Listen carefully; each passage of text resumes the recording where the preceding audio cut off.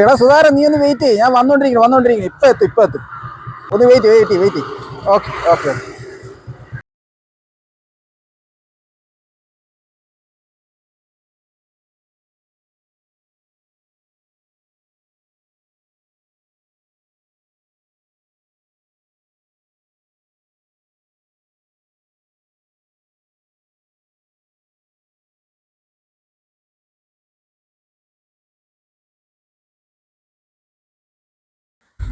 ഇടാ, നിന്നെ അവനെ ഒരമ്മ എന്നാടാ പ്രസവിച്ചു.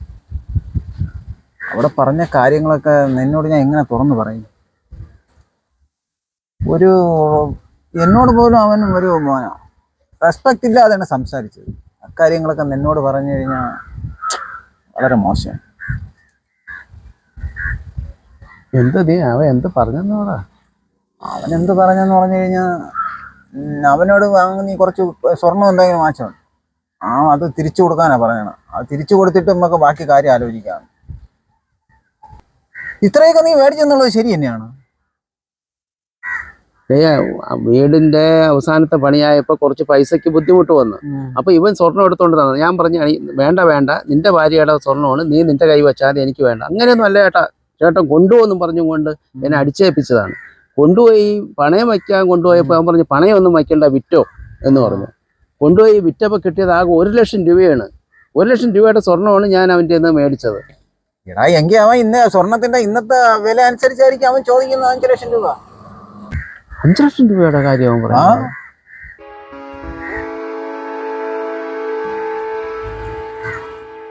അതാ ഞാൻ നേരത്തെ പറഞ്ഞത്, സന്ദർഭം അനുസരിച്ച് അവൻ കളിക്കുകയാണെന്ന്, അല്ലെങ്കിൽ അവന്റെ പെണ്ണും പിള്ള കളിപ്പിക്കണമെന്ന് പറഞ്ഞ കാര്യം ഇതാണ്. ഞാൻ അവനോടൊന്ന് ഇവിടെ ജോലിക്ക് അങ്ങേരെ ബുദ്ധിമുട്ടിക്കരുതെന്ന് മാത്രമേ അവൻ പറഞ്ഞുള്ളൂ. എടുത്ത വായിൽ അവൻ എന്നോട് പറയുക, എൻ്റെ വാങ്ങിച്ച സ്വർണം തിരിച്ച. എനിക്ക് എവിടെയാണ് പിഴച്ചത്? അത് തന്നെയാടാ ഞാനും ആലോചിക്കും. നമുക്ക് എവിടെയാ പിഴച്ച്? അവനൊരു നല്ല ജീവിതം ഉണ്ടാവട്ടെ എന്ന് വിചാരിച്ചല്ലേ ഒരുത്തി ഒളിച്ചോടി പോയി. പോട്ടെ, ആ വീട്ടിൽ കയറി കുത്തിയിരിക്കാതെ ഒരു നല്ല ജീവിതം ഉണ്ടാവട്ടെ എന്ന് വിചാരിച്ചിട്ടാണ് അങ്ങനെ ഒരു പുതിയൊരു ബന്ധം ഉണ്ടാക്കി കൊടുത്തത്. ആ വന്ന് കയറിയ അന്ന് മുതലാണ് നമുക്ക് പിഴച്ചത്. എൻ്റെ ജീവിതത്തിൽ താളം തെറ്റാൻ തുടങ്ങിയത് അന്ന് മുതലാണ്. ഇത്രയും പൈസ ഞാൻ എവിടെ നിന്ന് ഒപ്പിച്ചു കൊടുക്കൂടെ?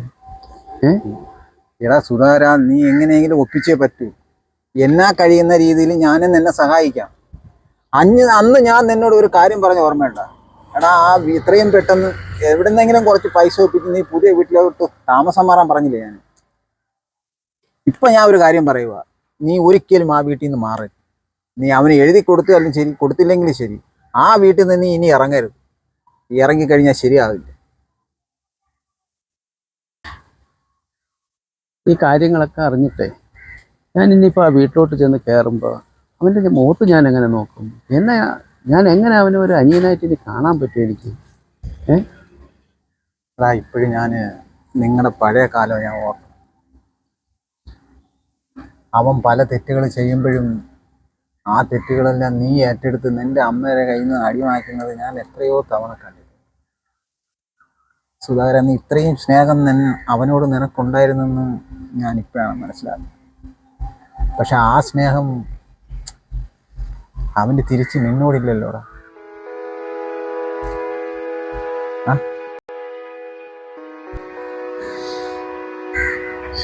എന്തായാലും ഒരു കാര്യം തീരുമാനിച്ചു രവീന്ദ്ര, ഞാൻ അവൻ്റെ പൈസ മുഴുവനും എന്ത് സഹിച്ചായാലും കൊടുത്തു തീർക്കാം. പക്ഷേ ഈ പൈസയൊക്കെ കൊണ്ട് ഇവൻ നശിപ്പിച്ച് കളയൂലോ എന്ന് ഓർക്കുമ്പോഴാണ് എനിക്ക് ഒരു ബുദ്ധിമുട്ട്. അതോർത്ത് നീ പേടിക്കണ്ട. അവൻ്റെ കയ്യിൽ നിന്ന് 5 പൈസ അവൻ നശിപ്പിക്കത്തില്ല. ഇതെല്ലാം അവൻ്റെ ഭാര്യ ഉണ്ടല്ലോ, അവൻ്റെ ഭാര്യ ഊറ്റും. അവൻ്റെ ഭാര്യ അതെല്ലാം കൊണ്ട് അവളെ കുടുംബത്തിൽ കൊടുത്തിട്ട് അവർ നല്ല രീതിയിൽ ജീവിക്കും. ഇത് പെടാൻ പോകുന്നത് നമ്മുടെ അനിയന്. മനസ്സിലായില്ലേ? ഇപ്പം ഇതെല്ലാം ഓർക്കുമ്പം തെറ്റുകാരൻ ഞാനാണല്ലോ എന്നാണ് ഇപ്പം ആലോചന. നീ നിന്റെ ഒരു ജോലി ചെയ്ത് അത് തന്നെ, അല്ലാതെ. എടാ, നീ പൈസ കൊടുക്കാന്ന് പറഞ്ഞല്ലോ, നീ എങ്ങനെ കൊടുക്കും? നീ എന്താ വഴി ഉദ്ദേശിച്ചിരിക്കണേ?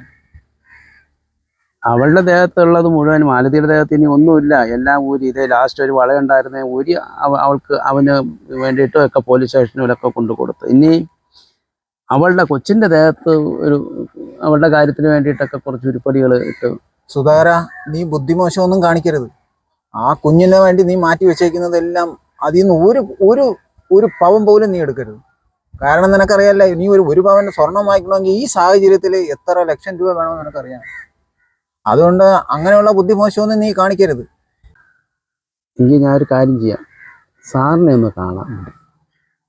സാറിന് എൻ്റെ ബുദ്ധിമുട്ടുകൾ പറഞ്ഞാൽ മനസ്സിലാവുന്നൊരു വ്യക്തിയാണ്, ഒന്ന് സൂചിപ്പിക്കാനാണ്.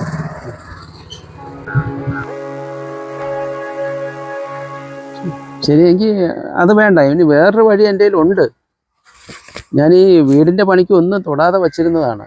ഞാൻ ജോലി ചെയ്ത കാലം മുതൽ ഉള്ള പ്രോവിഡന്റ് ഫണ്ടിൻ്റെ കുറച്ച് പൈസ കിടക്കുന്നുണ്ട്. കൊച്ചിൻ്റെ കാര്യത്തിനൊക്കെ എടുക്കാം എന്ന് വിചാരിച്ചാണ് വീട്ടിലൊന്നും തൊടാതെ വച്ചിരുന്നത്. പിന്നെ അതെടുക്കാം. എടാ, നീ എങ്കിൽ അതും ആലോചിക്കണ്ട. നിനക്കിപ്പം നാട്ടിലിറങ്ങി ആരുടെയെങ്കിലും കുറച്ച് പൈസ ചോദിച്ചാൽ നിനക്ക് തരും. നീ അതുപോലെ ഞാനും എന്നാ കഴിയുന്ന സഹായം ഞാനും നിനക്ക് ചെയ്യാം. അതല്ലേ നല്ലത്. ആ പ്രോബ്ലം വണ്ടി കിടക്കുന്നതൊക്കെ അവിടെ കിടന്നോട്ടെ. ഒരു എമൗണ്ട് ആയിട്ട് അവിടെ കിടക്കൂല. നമ്മൾ അതിൽ നിന്ന് എടുത്തു തുടങ്ങി കഴിഞ്ഞു കഴിഞ്ഞാൽ പിന്നെ എല്ലാം പോകും. സുധാര, നീ ഒരു കാര്യം ചെയ്യും, നമുക്ക് എങ്ങനെയെങ്കിലുമൊക്കെ ശരിയാക്കാം. നീ ധൈര്യമായിട്ട് ഇരിക്കും. എല്ലാം ശരിയാവൂടാ, എല്ലാം ശരിയാവുന്നു. സാറിനെ ഒന്ന് കാണാം, കാര്യങ്ങളൊന്ന് പറയാം.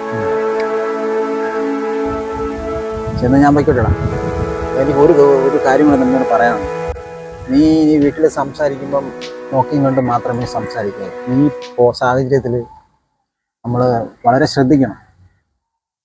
അതൊന്നുകൂടെ നീ നോക്കണം കേട്ടോ. ബാക്കി കാര്യങ്ങളെല്ലാം ശരിയാവൂടാ. നീ ധൈര്യമായിട്ടിരിക്കും. ഞാൻ പോയിക്കോട്ടെ. നീ വിളിച്ചു